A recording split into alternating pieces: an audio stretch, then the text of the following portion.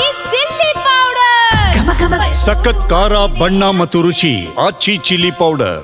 ಮುಖ್ಯಮಂತ್ರಿಯ ಕುರ್ಚಿ ಕದನ ಈಗ ರಾಜ್ಯದಲ್ಲಿ ಜೋರಾಗ್ತಾ ಇರುವಂತ ಸಂದರ್ಭದಲ್ಲಿ ಪ್ರಿಯಾಂಕ ಖರ್ಗೆ ಅವರು ಮಹತ್ವದ ಪಾತ್ರವನ್ನು ವಹಿಸ್ತಾ ಇದ್ದಾರಾ ಅಂತ ಹೇಳಿ ಒಂದು ರೀತಿಯಾಗಿ ಕೊಂಡಿಯಾಗಿ ನಿಂತ್ಕೊಳ್ತಾ ಇದ್ದಾರೆ ಹೈಕಮಾಂಡ್ ಮತ್ತು ರಾಜ್ಯದ ನಡುವೆ. ಡಿಸಿಎಂ ಡಿಕೆ ಶಿವಕುಮಾರ್ ಅವರನ್ನ ಭೇಟಿಯಾಗಿದ್ದಾರೆ ಸಚಿವ ಪ್ರಿಯಾಂಕ ಖರ್ಗೆ. ಸದಾಶಿವನಗರ ನಿವಾಸದಲ್ಲಿ ಕೆಲ ಹೊತ್ತು ಚರ್ಚೆಯನ್ನ ಮಾಡಿದ್ದಾರಂತೆ.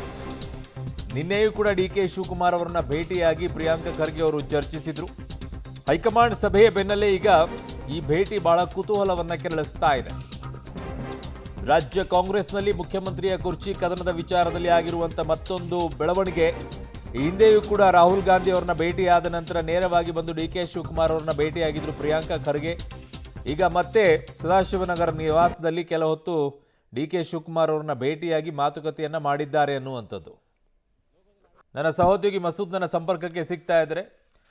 ಮಸೂದ್, ಈಗ ಈ ವಿಚಾರದಲ್ಲಿ ಆಗ್ತಾ ಇರುವಂಥ ಬಹುದೊಡ್ಡ ಬೆಳವಣಿಗೆ ಏನು ಅಂತಂದರೆ, ರಾಹುಲ್ ಗಾಂಧಿ ಅವ್ರನ್ನ ಭೇಟಿಯಾದ ನಂತರವೂ ಕೂಡ ನೇರವಾಗಿ ಬಂದು ಡಿ ಕೆ ಶಿವಕುಮಾರ್ ಅವ್ರನ್ನ ಭೇಟಿಯಾಗಿದ್ರು. ತದನಂತರ ಈಗ ಮತ್ತೆ ನಿನ್ನೆ ಸಭೆಯಾದ ನಂತರ, ಸೋನಿಯಾ ಗಾಂಧಿ ಅವ್ರ ನಿವಾಸದಲ್ಲಿ ಸಭೆಯಾದ ನಂತರ ಪ್ರಿಯಾಂಕ ಖರ್ಗೆ ಅವರು ಬಂದು ಮತ್ತೆ ಈಗ ಡಿ ಕೆ ಶಿವಕುಮಾರ್ ಅವ್ರನ್ನ ಭೇಟಿ ಆಗ್ತಾ ಇದ್ದಾರೆ.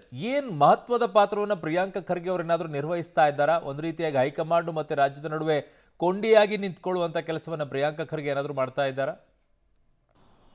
ಅರುಣ್, ಹೈಕಮಾಂಡ್ ಒಂದು ಕಡೆ ನಿನ್ನೆ ಸಭೆ ಮಾಡಿರುವಂಥದ್ದು ಈ ಗೊಂದಲ ಯಾವ ರೀತಿ ಬಗೆಹರಿಸಬೇಕು ಅನ್ನುವಂಥ ಚರ್ಚೆ ಕೂಡ ಮೊದಲ ಹಂತದಲ್ಲಿ ನಡೆದಿದೆ. ಆದರೆ ಈ ಮಧ್ಯೆ ರಾಜ್ಯದಲ್ಲಿ ಕಾಂಗ್ರೆಸ್ ನಾಯಕರು ಪರಸ್ಪರ ಭೇಟಿ ಆಗ್ತಾ ಇರೋದು ಕೂಡ ಅಚ್ಚರಿ ಮೂಡಿಸ್ತಿರುವಂಥದ್ದು, ದೊಡ್ಡ ಪ್ರಮಾಣದಲ್ಲಿ ಅಚ್ಚರಿ ಮತ್ತು ಕುತೂಹಲ ಮೂಡಿಸಿರುವಂಥದ್ದು ಪ್ರಿಯಾಂಕ್ ಖರ್ಗೆ ಅವರ ಈ ಭೇಟಿಗಳು.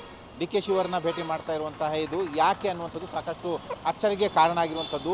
ಕೆಲ ದಿನಗಳ ಹಿಂದಷ್ಟೇ ದೆಹಲಿಗೆ ಹೋಗಿದ್ರು, ರಾಹುಲ್ ಗಾಂಧಿ ಅವ್ರನ್ನೂ ಕೂಡ ಅವರು ಭೇಟಿ ಮಾಡಿದರು. ರಾಹುಲ್ ಗಾಂಧಿ ಅವ್ರ ಭೇಟಿ ನಂತರ ಡಿ ಕೆ ಶಿವರನ್ನ ಭೇಟಿ ಮಾಡಿದರು.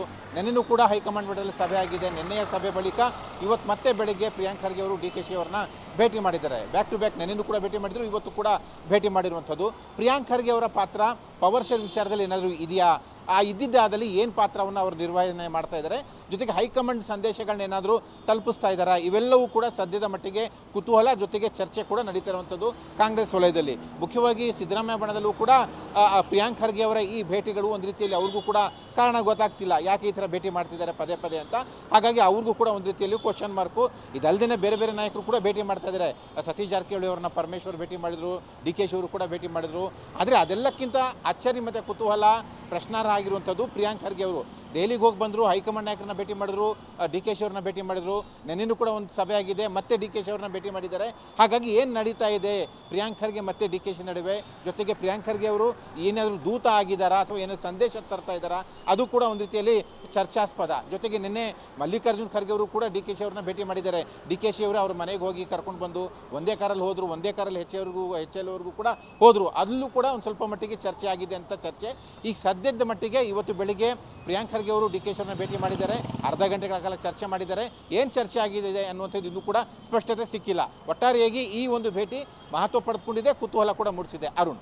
ಓಕೆ ಮಸೂದ್, ನಿಮ್ಮೆಲ್ಲ ಮಾಹಿತಿಗೆ ಧನ್ಯವಾದಗಳು.